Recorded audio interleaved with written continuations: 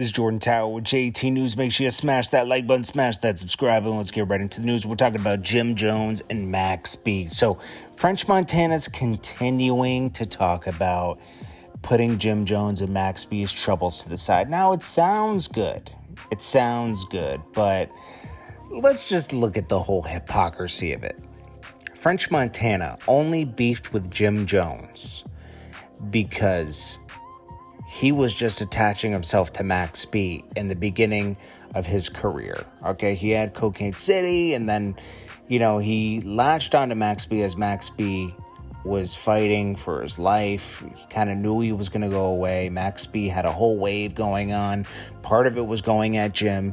French Montana tagged in on that when he made someone else's beef his beef. Max B had a real problem with Jim Jones. Jim Jones wasn't letting him go.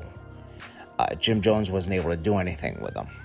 And he wanted to get off the label. Jim Jones wouldn't let him. He didn't feel like he was being paid properly. And he went at Jim Jones. And he made a whole, Max B made a whole campaign for himself. A legendary campaign that French Montana attached himself to. Jim Jones, French Montana, and Max B didn't like each other for years. Okay? More recently, French Montana, friends with Dre, Khaled, and everything else. Jim Jones looked at it like he was hindering his own career, not being friends with French Montana. Jim Jones signs to Roc Nation under Jay-Z. And of course, they do business with French Montana sometimes. So you know what? They kind of put that to rest. Hey guys, we can all get money together, Yeah, it makes sense. But is Jim Jones ever going to forgive Max B? Max B, the only reason he's willing to do that, really, it's not just because he's getting older. It's because he's locked away in jail. And think about it. He's isolated in jail. He's not out here freely moving around. I'm sure he would have tried to put it to bed eventually out here. But it's different. You're talking about a man that is locked up, doesn't have too many options, right? It's just, I don't know. And then Jim Jones says he's going to let it go. And then all of a sudden he goes, F him forever. Like he makes a whole thing of it. Like, it's like, it's because, Max B really went hard with like saying he smashed his girl, which is Jim Jones, basically Jim Jones' wife. And it's hard to forgive for that. Rick Ross shares how he owns 30 Wingstops. And it costs about $300,000 to open one. And he has a good team that can market them, he says. And he says one he bought for $280,000. And it wasn't doing so well. He redid management, remarketed it, and after 3 years, it made $1 million in 1 year.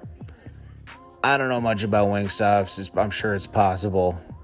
I know that's the best business to get into because when I was thinking about buying a franchise in 2011. I had saved up a bunch of money, and I was thinking about it. And what I figured out was Subways and stuff like that are the worst ones to get into. I probably should have gotten into it with something anyways, but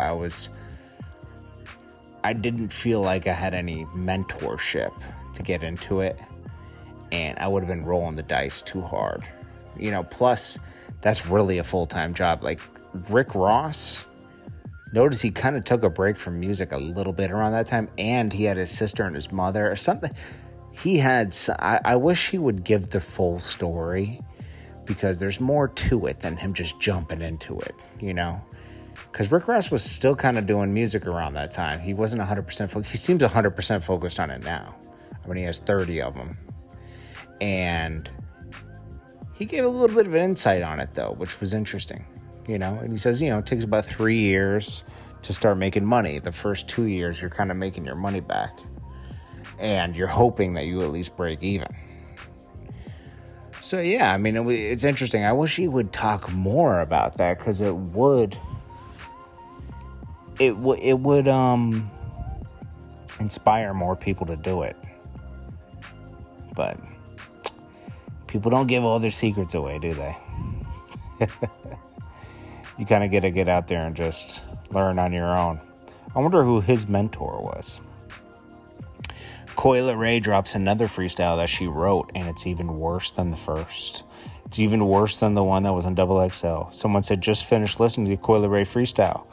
Currently at a loss for words, crying real tears. Possibly the worst music I've ever heard. It's pretty bad.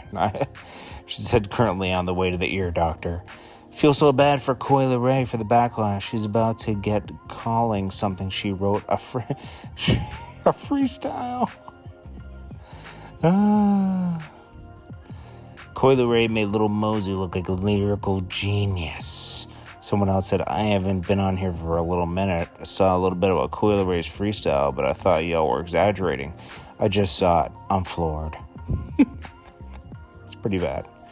Soulja Boy continues to find kids selling candy and cashing them out for a few $100 per box, trying to make DaBaby look bad. It's almost like he's like trolling too hard.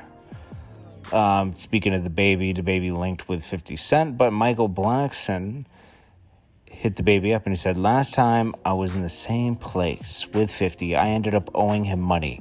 DaBaby, don't take no money if you're at the strip club. You'll owe it back. And then lastly, Scarface challenges Ice Cube to a versus, but they play each other's hits. So Scarface will play his favorite Ice Cube hits, and Ice Cube will play his favorite Scarface hits. That would be cool. And that's about it, guys. I appreciate you guys. This is Jordan Tower with JT News. Check you on the next one. Thank you so much for watching. I hope you guys have a great day. Make sure you smash that like button, hit that subscribe button, and I'll check you later. Peace.